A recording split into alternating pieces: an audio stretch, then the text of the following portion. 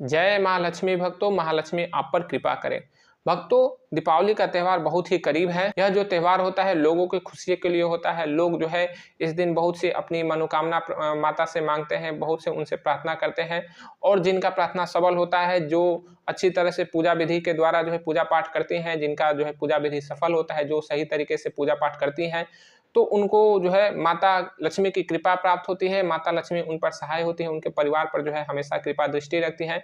उनका घर में जो है धन्य धान्य भर देती है। जो उनका पैसे का संकट हो, रुपयों का संकट हो, आर्थिक तंगी हो, सब जो है दूर हो जाता है, क्योंकि माता लक्ष्मी जो है धन की प्रतीक है, धन की देवी है। तो जो धन की देवी को प्रसन्न करेगा तो वह कभी गरीब नहीं रहेगा, निर्धन भी जो है राजा बनेगा। और राजा अगर ठीक से नहीं रहेगा, माता लक्ष्मी की ठीक से पूजा नहीं करेगा, माता लक्ष्मी की जो बनाई गई विधि है उसके अनुसार पूजा नहीं करेगा, तो उसको भी जो है गरीब होने से कोई नहीं रोक सकता है। इसीलिए जो है आप अगर निर्धन है, आर्थिक रूप से तंगी है, पैसे का बहुत ज्यादा दिक्कत है, तो आपको मैं जो बातें बता रहा हूं कि दीपावली के दिन क्या काम नहीं करना है, तो बिल्कुल यह नहीं करना है। अगर आप यह कार्य करेंगे या फिर अगर आप यह कार्य करेंगे तो फिर आपको जो है दिक्कत होगा, बहुत ज्यादा जो है आपको दिक्कत होगा और आप पे बहुत बड़ा श्राप लगेगा। तो जो है आपको जो मैं काम बता रहा हूँ उसे जरूर से जरूर जो है इस दीपावली के दिन करें, आपको बहुत ही इसका अच्छा परिणाम आएगा। क्या करना है अब मैं आपको बता रहा हूँ। पहले कि जब आप सुबह उठे तो आपको जल श्राप नहीं लेना है। जब भी आप सुबह उठे तो जल श्राप नहीं लेना है। अगर आप सुबह जल्दी उठती हैं तो बहुत ही अच्छा है, क्योंकि देखिए जो लोग ब्रह्म मुहूर्त में उठ जाते हैं, जो लोग ब्रह्म मुहूर्त में उठ जाते हैं, खासकर घर की महिलाओं को तो ब्रह्म मुहूर्त में जरूर से जरूर उठना चाहिए और अपना जो है पूजा पाठ सुबह निपटा लेना चाहिए। तो जो लोग ब्रह्म मुहूर्त में उठ जाते हैं तो उनको जो है सूर्य का दर्शन हो जाता है। सूर्य का दर्शन बहुत ही अच्छा जो है आशीर्वाद मिलता है, बहुत अच्छा आपके परिवार पे आशीर्वाद आएगा और आपके घर में भी जिस तरह से सूर्य चमकता है उसी तरह से जो है लोग चमकते रहेंगे, धन्य धान की हमेशा भरपूर आपके घर में रहेगी। तो सुबह जो है उठते ही आपको सूर्य दर्शन कर लेना है, ये सब कर लेना है, ठीक है। सूर्य दर्शन कर लीजिए, पूजा पाठ जो है करना है वो भी कर लीजिए। लेकिन सुबह सुबह बहुत सी महिलाएं उठती हैं, उनको मैंने देखा है कि बहुत पूजा पाठ करती हैं, ठीक है, लेकिन उठेंगी और सुबह सुबह जो है अपने चौखट पर पानी गिराने लगती हैं, 2-4 बाल्टी 10 बाल्टी जो है पानी भर भर के जो है गिराती हैं। अब ये समझिए कितना बड़ा वो पाप करती हैं। जल श्राप उनके ऊपर लगता है, जल श्राप। अब जो जिसको जल श्राप का पाप लगा, समझिए कि जीवन भर भुगतना पड़ेगा। बहुत जो है लोगों पर यह बहुत ही इसका बड़ा पाप लगता है। मैंने आपको पहले भी एक वीडियो के माध्यम से बताया था कि जल श्राप का क्या पाप लगता है, किस तरह से उसका जो है बच्चा, जो उसका पुत्र था वो मर गया था केवल जल श्राप के कारण। तो आप भी अगर जल श्राप आप पे पड़ता है, अगर सुबह सुबह आप पानी की बर्बादी करेंगे, पानी का जो है आप अपमान करेंगे, तो जल जो देवता है वो आपसे नाराज होंगे और जब नाराज होते हैं जल देवता तो उनका पाप जो है बहुत जो है असहनीय होता है। ऐसा पाप लगेगा, ऐसा पाप लगेगा आप पर कि जीवन भर रोती रहेंगी। तो आपको यह कार्य नहीं करना है। सुबह सुबह उठते ही जल का जो है श्राप नहीं लेना है। आपको कभी भी, केवल इसी दिन नहीं, आपको कभी भी अपने जीवन काल में कभी भी सुबह जो है दरवाजे पर पानी नहीं गिराना है। जो लोग दरवाजे पर पानी गिराती हैं कहती है कि साफ सफाई होता है। अरे नहीं भाई, साफ सफाई आप झाड़ू लगाकर पोछा लगाकर भी साफ सफाई कर देती है। ये कौन सा साफ सफाई है कि जो है बाल्टी भर पानी गिरा दीजिए। ये साफ सफाई नहीं, ये जल का अपमान है, जल का दुरुपयोग है और यह जल का श्राप लगता है। जिस दिन जल देवता जो होते हैं ना, कि जल देवता, अग्नि देवता, वायु देवता, तो जल देवता का जब श्राप जिस दिन लगेगा ना तो उस दिन याद आएगा आपको कि कैसा श्राप लगेगा। सीधे जो है पति की मृत्यु या फिर पुत्र की मृत्यु हो जाती है, समझ लीजिए। तो जल देवता का श्राप से बचना चाहते हैं तो यह पाप मत कीजिए। ना केवल इसी दिन नहीं, जीवन भर जो है सुबह सुबह आप झाड़ू लगाइए, पोछा कीजिए, सही है, लेकिन सुबह सुबह पानी मत गिरे दरवाजे पर, बाल्टी भर पानी मत फेंकिए, ठीक है। तो यह काम आपको नहीं करना है। दूसरा काम जो मैं कर रहा हूं उसको ठीक से समझ लीजिए, वरना फिर आपको तो पछताना पड़ेगा। दूसरा कार्य है कि जब आप लोग पूजा पाठ करती हैं तो बहुत पुष्प तोड़ती हैं, बहुत ज़्यादा आप लोग पुष्प तोड़ती हैं। और जो लोग पुष्प तोड़ते हैं या फिर तोड़ती हैं, जो हमारे भाई बहन जो भी हो, जब मैंने देखा है कि जो लोग भी पूजा पाठ करते हैं जाते हैं और फूल तोड़ लाते हैं, मुट्ठी भर फूल या फिर बर्तन भर के टोकरी में फूल तोड़ के लेके और ले जाके भगवान को चढ़ा देते हैं।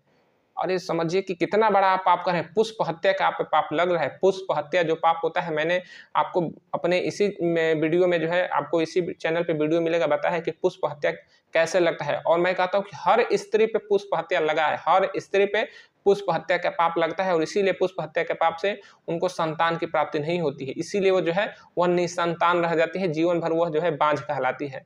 तो आप भी अगर सुबह सुबह उठकर पूजा कर रहे हैं और पूजा में पुष्प को चढ़ा रहे हैं तो समझिए कि आपको बहुत बड़ा पाप लगने वाला है, पुष्प हत्या का पाप लगेगा। और पुष्प हत्या का पाप को जो है संतान हत्या के बराबर माना जाता है।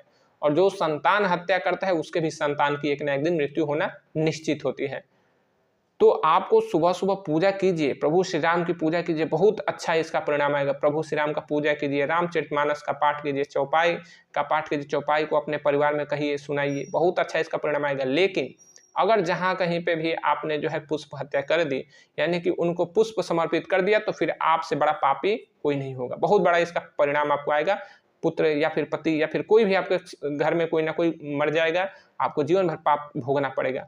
तो जो पुष्प गिरे हैं उनको उठा लीजिए, उनको प्रभु के चरण में चढ़ा दीजिए, कोई दिक्कत नहीं है। ईश्वर को आप भक्ति भाव समर्पण कीजिए। उनको ना पुष्प चाहिए, ना उनको जो है भोग चाहिए, ना उनको आरती चाहिए, उनको तो बस आपका भक्ति भाव चाहिए। आपको भक्ति भाव में आपने कैसा कर्म कर रही है, कर्म ही आपकी भक्ति है, कर्म ही आपका जो है स्वरूप है, कर्म ही आपकी पूजा है। तो जैसा कर्म करेंगे वैसा जो है प्रभु को पूजा मिलेगा। तो आप वैसा कर्म न कीजिए कि किसी की संतान की हत्या हो। तो जब संतान की हत्या करेंगे तो संतान हत्या का पाप पड़ेगा और आपका भी संतान या तो बाझ हो जाएंगे, निसंतान हो जाएंगे, या फिर आपका पुत्र हुआ भी होगा तो उसको एक दिन ना एक दिन तो आपके पाप के कारण, आप ही के पाप के कारण उसको मरना पड़ेगा, उसकी मृत्यु होनी तय है। तो पुष्प हत्या का पाप छोड़ दीजिए। ठीक है, 2 काम आपने कर लिया। तीसरा काम करना है कि उस दिन मांस का सेवन नहीं करना है। बहुत से लोग जो मांस का सेवन तो हमारे हिंदुस्तान में, हमारे भारतवर्ष में नहीं करते हैं, चाहे वह औरत हो या फिर मर्द हो, कोई भी उस दिन तो मांसाहार नहीं करता है। लेकिन बहुत से ऐसे लोग हैं जो कि मांसाहार करते हैं। तो मैं आज ही से आपको सावधान कर दे रहा हूँ। बहुत पहले भी मैंने आपको बताया था। जो हमारी माताएं बहनें हमारे पास आती हैं उनको मैं बार बार कहता हूँ कि नहीं नहीं, आपको यह पाप नहीं करना है। बहुत से माताएं बहनें आती हैं, कहती है कि हमको संतान सुख नहीं मिल रहा है, हमारी संतान नहीं हो रही है, हमारा वंश जो है डूब रहा है, हमारा वंश का दीपक नहीं जल रहा है, हमारा वंश जो है कहीं कहीं कहीं किसी के घर में तो किसी का जो है पुत्र हुआ भी रहता है लेकिन वह पुत्र मर जाता है, अकाल मृत्यु का शिकार हो जाता है, उसका वंश जो है दीपक बुझ जाता है, उसका वंश में कोई नहीं रहता है कि अब उसका वंश कैसे चलेगा। लोग रोते रोते आते हैं। लेकिन मैं उनको यही समझाता हूं कि आप अपने कर्म पे विश्वास कीजिए। कर्म आप ठीक नहीं है कि है, इसीलिए आपको इसका परिणाम मिल रहा है। लोग कहते हैं कि पूजा पाठ बहुत करते हैं, हमारी बहू बहुत पूजा करते हैं, हमारी पत्नी पूजा करती है, हम पूजा पाठ करते हैं। भाई, पूजा पाठ करने से केवल घी के लड्डू चढ़ाने से तो नहीं होगा। घी के लड्डू चढ़ा देंगे, हजार हजार रुपया जो है आपके पास धन है तो धन फेंक देंगे, ये पूजा नहीं है। कर्म आपका पूजा है।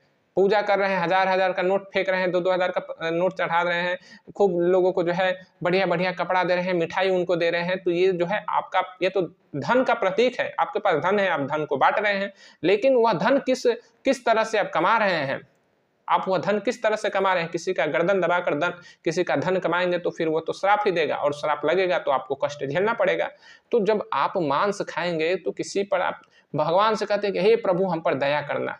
आप किसी पर दया नहीं कर रहे हैं तो फिर प्रभु आप पर कैसे दया करेगा। आप अपने जीभ के स्वाद के लिए आप जो है मटर पनीर को छोड़ दे रहे हैं, जो सेवई है, रसमलाई है, दूध दही का जो है सेवन छोड़ दे रहे हैं, और मांस मंदिरा जैसा गंदा भोजन को आप कर रहे हैं।